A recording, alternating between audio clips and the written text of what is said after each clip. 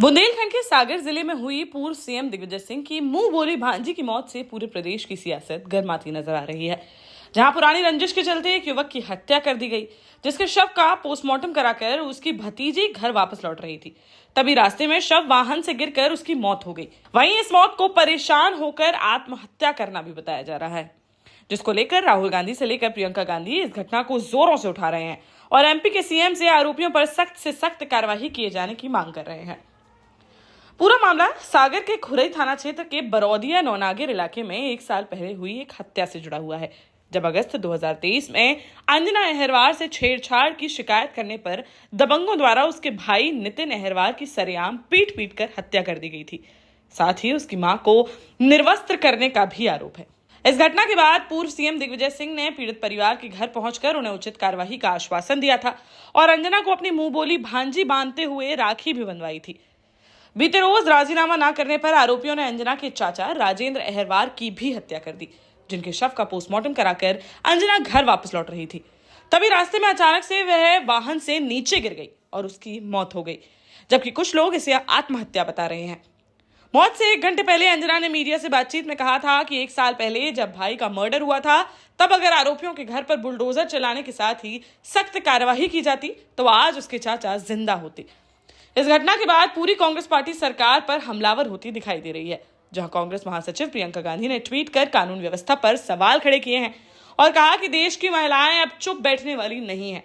तो वहीं राहुल गांधी ने अपना गुस्सा जाहिर करते हुए कहा कि नरेंद्र मोदी ने कानून का राज खत्म कर दिया है। साथ ही कहा कि हम न्याय को दौलत और ताकत का मोहताज बनने नहीं दे सकते।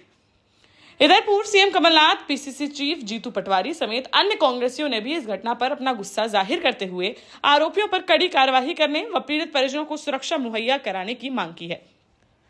वहीं अपनी मुंह बोली भांजी की मौत की खबर सुनते ही पूर्व सीएम दिग्विजय सिंह तुरंत बरौदिया नौनागिर पहुंचे और उन्होंने पीड़ित परिवार को ढांढस बंधाते हुए काफी समय तक परिवार के साथ बैठकर घटनाक्रम की जानकारी ली। साथ ही उन्होंने अंजना की अर्थी को कंधा दिया। वहीं मीडिया से बातचीत में दिग्विजय सिंह ने कहा कि नितिन की हत्या के मामले में राजेंद्र, अंजना और उसकी मां गवाह थे। राजेंद्र पर दबाव डाला गया, वह नहीं माना तो उसकी हत्या कर दी गई। अंजना पर भी बयान बदलने के लिए दबाव बनाया जा रहा था और पुलिस उसकी कोई सुनवाई नहीं कर रही थी। उन्होंने कहा कि मैं जिला प्रशासन से निराश हूं, जिस पर उन्होंने सीएम मोहन यादव से जिला प्रशासन में बदलाव करने की मांग कर डाली है।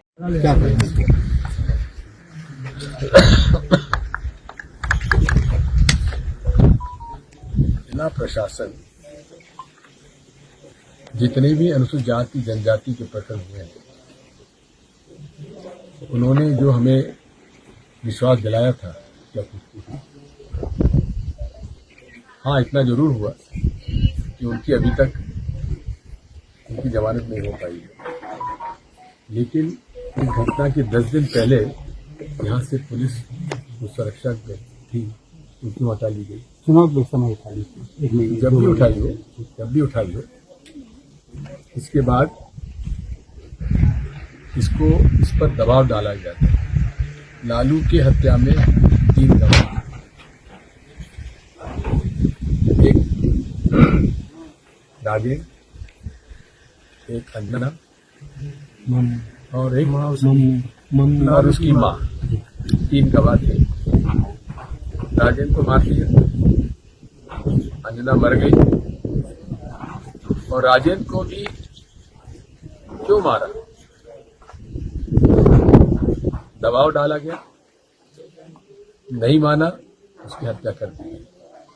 और अंजना ने कुछ दिन पहले पुलिस में रिपोर्ट करी कि हम पर दबाव डाला जा रहा है बयान बदलने के लिए। पुलिस ने क्या कार्रवाई की? कोई कार्रवाई नहीं की। शुरू से अंजना बयान दे रही है कि अंकित ठाकुर उसमें शामिल है। उसको गिरफ्तार क्यों नहीं किया गया?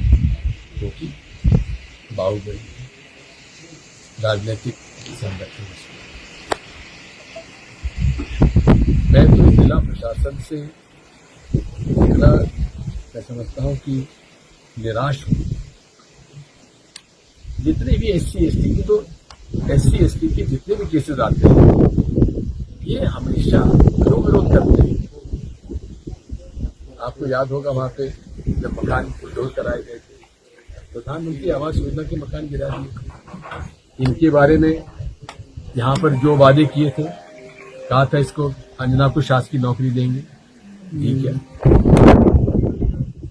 और भी जो वादे किए गए थे, इनका हम मकान गिरा देंगे, गिराया।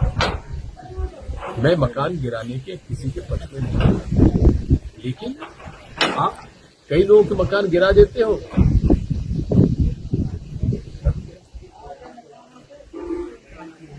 मैं तो मांग करता हूं मुख्यमंत्री जी से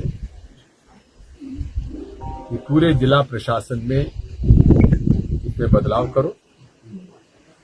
इनसे हमें कोई उम्मीद नहीं है, न जिला कलेक्टर से, न जिला कमिश्नर से। अब उल्टी बात यह है कि राजेंद्र पर ही क्रॉस केस लगा दिया गया है कि ये वहां उनको मारने गया।